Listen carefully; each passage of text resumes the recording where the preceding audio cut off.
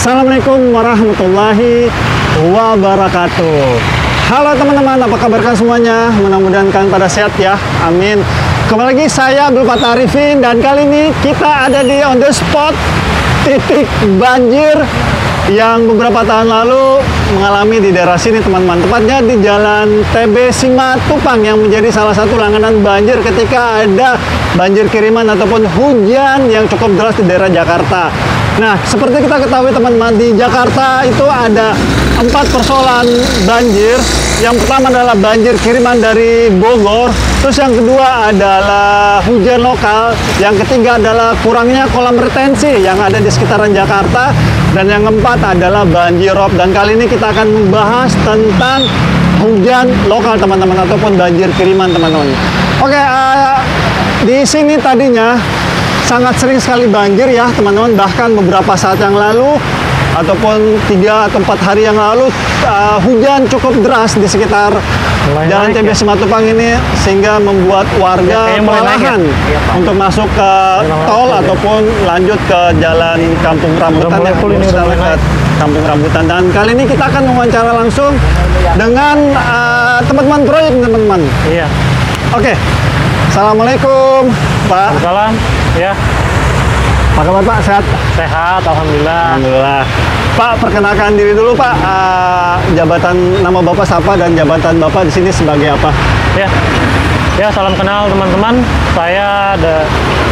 Nama saya Faroki Faza. Jabatan saya di sini Project Engineering Manager untuk proyek folder kolam retensi yang dikerjakan oleh PT Adikarya.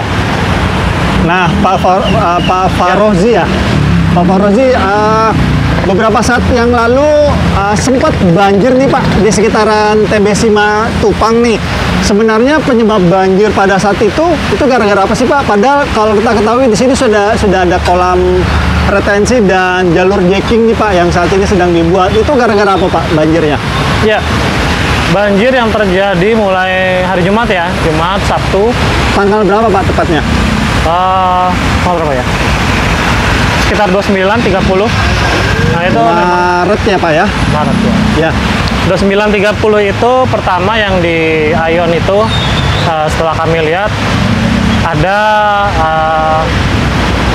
storm inlet yang untuk memasukkan air ke dalam folder itu dia tertutup oleh sampah plastik dan rumput-rumput. Tapi kami langsung meluncurkan tim untuk membersihkan itu, air langsung surut. Terus yang kedua ada bocoran saluran dari existing juga. Itu mungkin karena saluran existing lebih tinggi daripada jalan. Itu termasuk yang menyumbang. Yang ketiga mungkin folder di sini masih pada saat ini masih proses connecting ke saluran jacking. Jadi memang kami masih 97%. Alhamdulillah hari per hari ini kami sudah mengkoneksi dengan saluran jackingnya. Oke, berarti penyebab banjir kemarin itu disebabkan karena belum tersambungnya PHB di Jalan Nangka menuju ke Jalan TB Simatupang ini ya Pak ya? Ya, kurang lebih seperti itu. Nah, untuk progresnya nih Pak, saat ini sudah sampai mana nih Pak di jalur PHB-nya? Ya, jalur jacking ya. Yang kita bangun ini kan jacking, itu kita sampaikan gambarannya itu sebenarnya tol air ya. Ya. Jadi ada saluran existing, ini lebih tinggi daripada dasar pertemuan 3 pertemuan aliran ini. Ini saluran Poltangan yang itu dari Murtado dan Ion. Lalu ini crossing ke Haji Saidi. Ini harusnya dialirkannya ke sini. Tapi karena dia salurannya lebih tinggi daripada dasar sungai, jadi ini numpuk dulu, baru dia kebuang ke sana.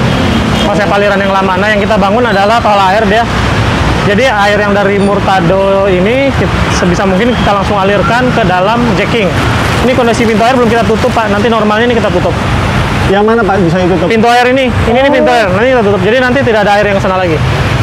Oke, berarti ditutup total Pak? Tutup total, nanti jadi masuk ke sini. Di sana kan kita tahu Pak, banjir juga dia.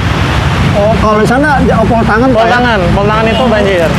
Nanti setelah ini berfungsi 100%, kita pengembalian jalan, pintu air kita tutup, jadi aliran masuk ke air jacking semua dan saluran yang existing ini.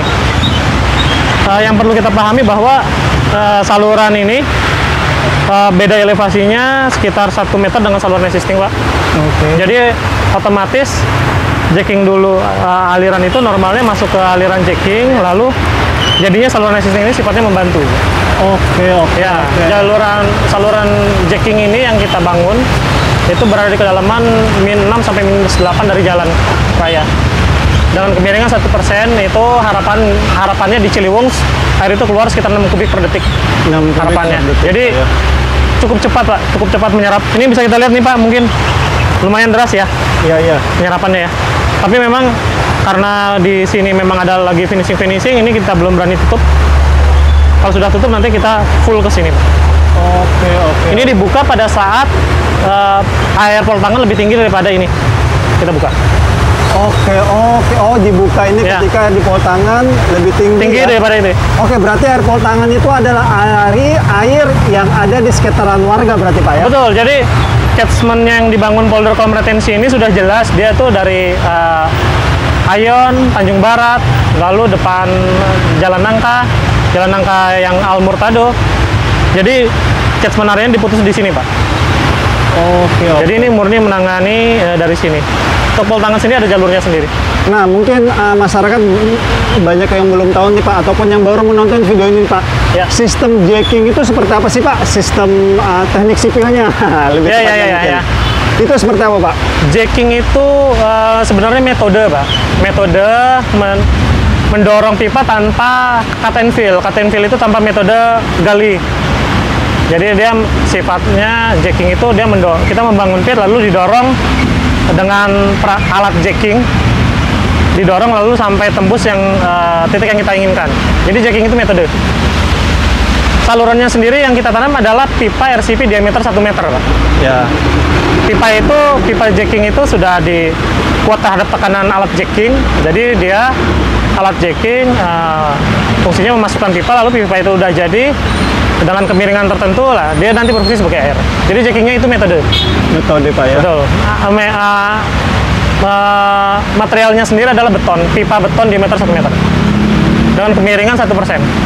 Nah, mungkin masyarakat juga banyak yang bertanya nih, bagaimana maintenance dari sistem jacking ini? Karena kita ketahui dia di kedalaman 6 sampai 8 meter turun ke bawah, itu kan sangat sulit sekali, Pak, untuk memaintenance saluran drainase di situ. Nah, bagaimana sistem maintenance-nya untuk water jacking? Ya. Jadi maintenance-nya ini ada 2 hal berbeda ya, Pak ya. Satu hal itu dari pihak Dinas SDA, dia memaintenance mungkin sambungan-sambungan, ketika ada trouble, dia masuk lewat pit-pit, Pak. Nanti bisa dilihat di sepanjang jalan TB Simatupang ini ada 10 pit. Itu ada tutup lubangnya lambang Dinas SDA, nanti kalau maintenance masuk ke dalam situ. Itu diameter berapa, Pak? Manhole-nya diameter 3 meter, Pak. Tapi yang nongol di jalan hanya tutupnya aja diameter 90 cm. Buat orang masuk aja. Oke. Nanti seharusnya untuk maintenance yang sifat-sifatnya kayak mungkin menambah sensor atau memperbaiki pipa-pipa yang rusak, itu bisa lewat situ, Pak. Cuman harapannya, memang kecil harapan, sampah tidak masuk ke situ. Karena pertama, jika sampah masuk ke dalam pit-pit yang 10 pit itu, pembersihannya jadi lumayan sering, dan karena lumayan sering jadi sering menutup jalan jadinya, Pak. Jadi kami harapkan juga kesadaran masyarakat juga sih, Pak. Jadi harapannya sebelum masuk ke jacking ini dihalau dulu oleh bar screen, jadi sampah numpuk di sini dulu baru diambil. Ada bar screen juga nanti sini?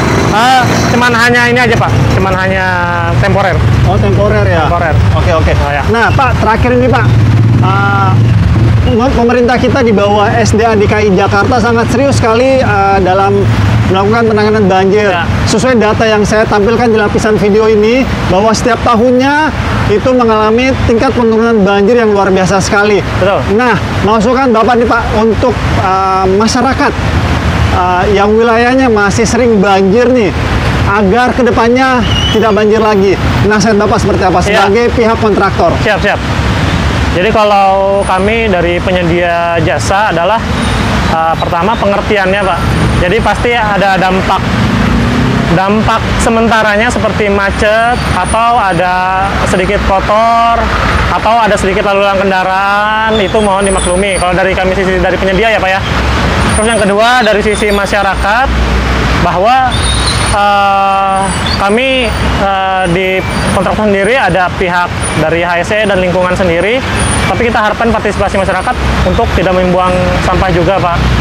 Sampah-sampah yang terjadi itu menghambat kita di konstruksi dan menghambat pada saat kita pelaksanaan di pekerjaan juga.